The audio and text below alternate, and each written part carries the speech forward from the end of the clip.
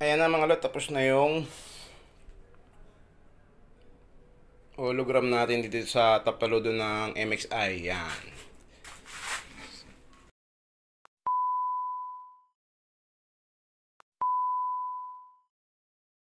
Kamusta mga lot? No? Meron tayo ditong gagawin ngayon.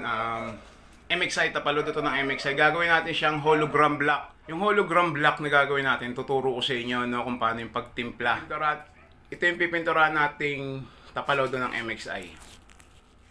Ay mga lot, kailangan mag-base kayo ng glossy block bago kayo magbuga ng hologram.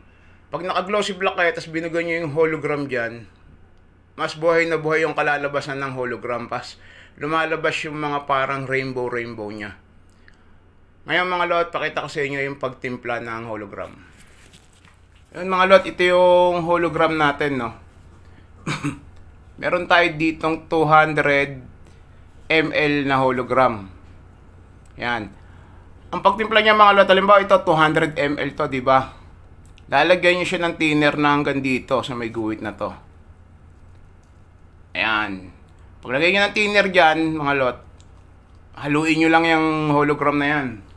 Tapos, tsaka nyo ibuga. So, pakita ko muna sa inyo yung hologram natin, no. Ayan. Ayan. Meron na ako natimpla na ganito, mga lot, no. Kaya ibubuga na lang natin. Ganitong karami din yung tinimpla ko, 250. Tapos yung thinner hanggang dito ko nilagay.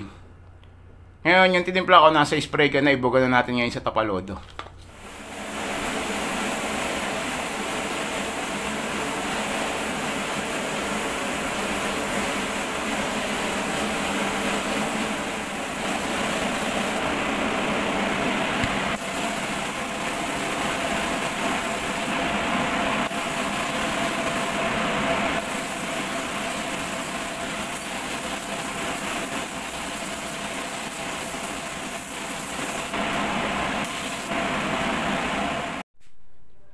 Ayan na mga lot, tapos na yung hologram natin dito sa tapaludo ng MXI. Yan.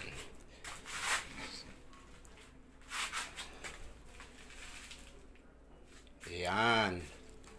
Patutuyuin lang natin yan. Bagay tuyo na to mga lot. Medyo late na, no. Bukas na siguro natin to ikakabit.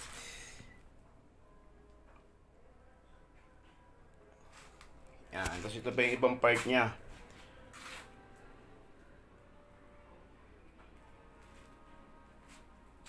Yan. Yon, bukas kakabit ko na to, tapos susunod natin yung iteterno natin dito sa hologram na inner na to, no, sa tapaludo. Yan, kung mapapansin niyo yung mga lot, yung hologram na yan gumagapang yan. Ayan. Gumagapang yung kulay niya. Tapos sa inyong kapartner niyan, yung kanya na white.